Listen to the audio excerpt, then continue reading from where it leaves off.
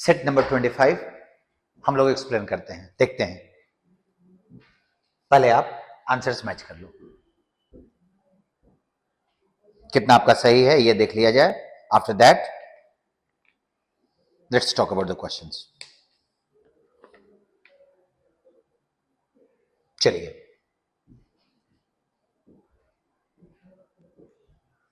the dash of India as an economic superpower is not reflected in the dash of life enjoyed by its 1.2 billion citizens according to the human which dash India is very low। आप जरा sentence देखना, एक sentence में तुम्हारे पास 3 blank space है। The perception of India as an economic super power, क्या India को यह टाइटल मिला है? क्या इंडिया कन्वर्ट हो गया है या इंडिया के बारे में धारणा है? क्या सोचिएगा, इंडिया कन्वर्ट हो गया है economic super power, India is still a developing country. तो ये इंडिया के बारे में जो धारणा है कि India is an economic super power, वो is not reflected in the dash of life. ये तो बहुत आसान है, quality of life by its 1.2 billion citizens. इसके जो 1 अरब इतने करोड़ लोग हैं, 20 करोड़ लोगों के लाइफ में, कि क्वालिटी ऑफ लाइफ से नहीं पता चलता। According to the human development index, जो इंडिया को very low among the 182 countries, 182 देशों के बीच में इंडिया को बहुत अंतिम, बहुत नीचे में उसने रैंक दिया है। स्कोर इंडिया को नहीं किया है, इंडिया का रैंकिंग कहां आएगा वो दिखा हुआ है, वो दिखाया उसने।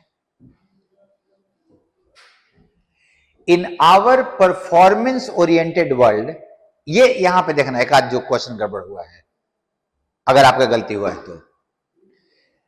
हमारे परफॉर्मेंस ओरिएंटेड इस दुनिया में measurement issues have taken on dash importance. ये तो ग्रेट इंपॉर्टेंस तो हो ही जाएगा, लेकिन इस सेंटेंस का मीनिंग तुम्हारा नेक्स्ट वाले क्वेश्चन में 5 नंबर में इंपॉर्टेंट होगा। हमारे इस परफॉर्मेंस से रिलेटेड दुनिया में मेजरमेंट इशू का मतलब हम जिसको माप सकते हैं, वो बहुत इंपॉर्टेंट हो गया है।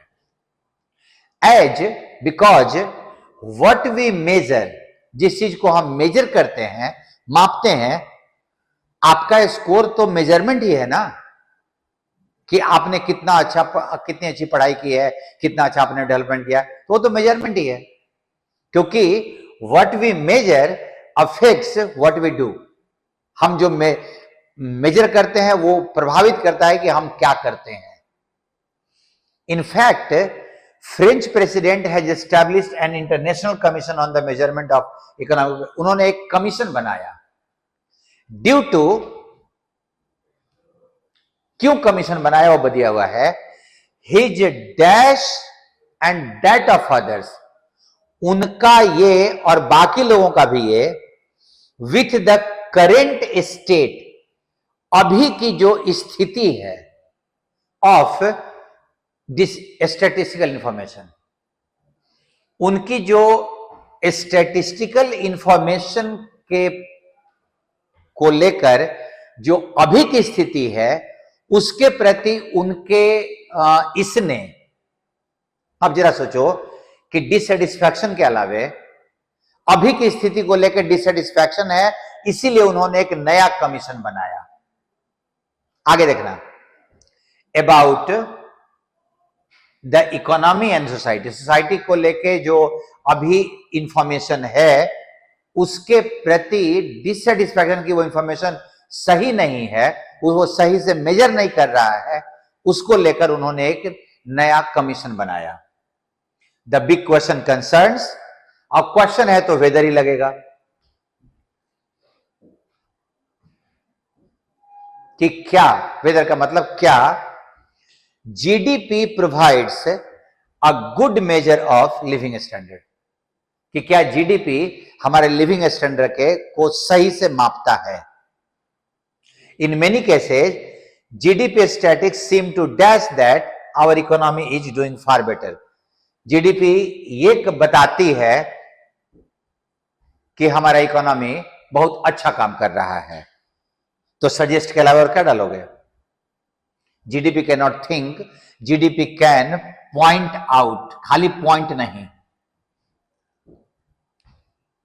और रिकमेंड, सलाह तो देती नहीं है। GDP can suggest that our economy is doing well.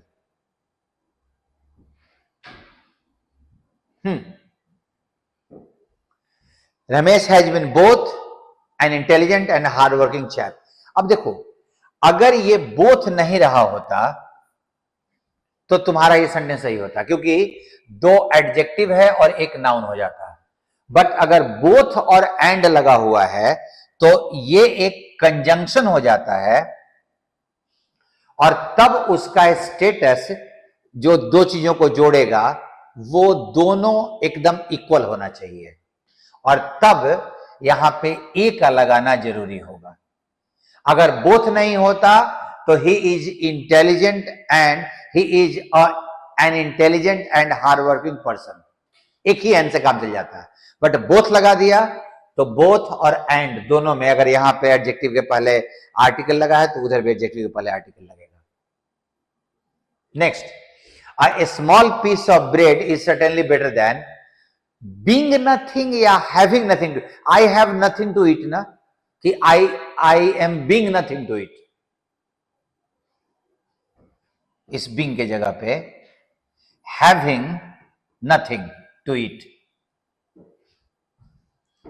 It was clear from the way they were moving that everyone possessed the required experience.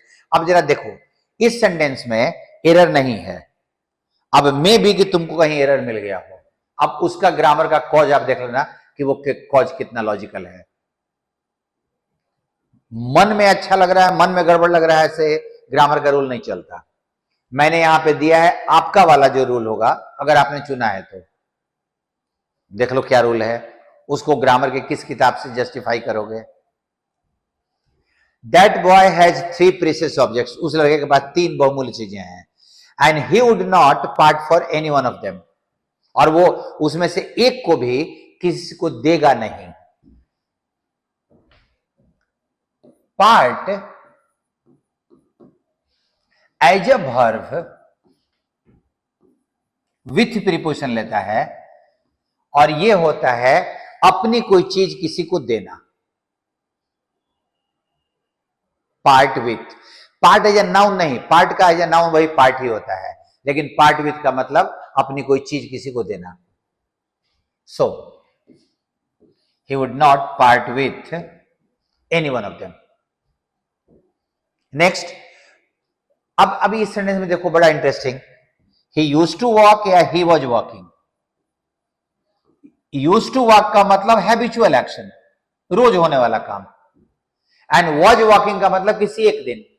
अब सेंटेंस में लिखा हुआ है कि जब वो रोड पे टहल रहा था तो एक कुत्ते ने उसको उस पर अटैक कर दिया। अब वो ही यूज्ड टू वॉक मतलब वो टहला करता था, तो टहला करता था तो रोज कुत्ता थोड़ी अटैक करेगा उस पर। सो अब इस सेंटेंस में, तुम्हारे सेंटेंस में तुम देखो, तुम्हारा जो पहला सेंटेंस था, a mechanic works on motors, an accountant has his computers, likewise a student, if a student has to work on a machine और device, what should it be called? Mechanic motor पे काम करता है, accountant computer पे काम करता है, तो अगर कोई स्टूडेंट किसी डिवाइस पे काम करे तो उसको क्या बोला जाएगा? अब इसको तो शुरुआत में ही रखना होगा ना, ये तो थीम का थीम है, तो हमने रखा एफ, और मैंने जरूरी की चीजें अंडरलाइन कर दी हैं। Editor decide the group of engineers, उसका नाम होगा एडूटर, उन्होंने ये डिसाइड किया इन लोगों ने, व्हेन दे फाउंडेड। अब जरा इसके बाद का देखो तो, the group of engineers, the group desired, फिर से वो ग्रुप की बात हो रही है, उसकी ये इच्छा थी। एफ के बाद तुम्हारा डी, और डी के बाद तुम्हारा ए आएगा। ग्रुप की ये इच्छा थी to enhance the learning experience in class, in schools with an alternative digital medium. ठीक, अब उसके बाद desire, with this desire E number they created a solution that digitize का ना, और आगे जो भी लिखा हुआ है, and can access their study material on their touch screen tablets. वो उस टैबलेट पे उस मटेरियल को एक्सेस कर सकते हैं। अब उसके बाद दे कैन टेक टेस्ट, यहां टेक टेस्ट का मतलब टेस्ट देना, यूजिंग द सेम टैबलेट। इसी टैबलेट को यूज करके वो टेस्ट दे सकते हैं। And the teacher in turn can download, और टीचर उस मटेरियल को डाउनलोड कर सकता है डी नंबर में। Then the teacher act on the downloaded data, और तब वो डाउनलोडेड डाटा पे वो काम करेगा। सो सारा छोटा छोटा वर्ड दिया हुआ था, आप कनेक्शन बैठा लो एंड थिंग्स आपके बन जाएंगे वो आराम से। ये क्वेश्चन आसान था, ये पेपर ओवरऑल आसान था। आप बताइएगा कि आपका स्कोर कितना रहा है। अगर इसमें टोटल मिला के अगर 17 क्वेश्चन है तो आई होप कि 15+ आपका सही रहा होगा। बताएंगे, मैं इंतजार करूंगा। चलिए मिलते हैं फिर अगली बार। Thank you.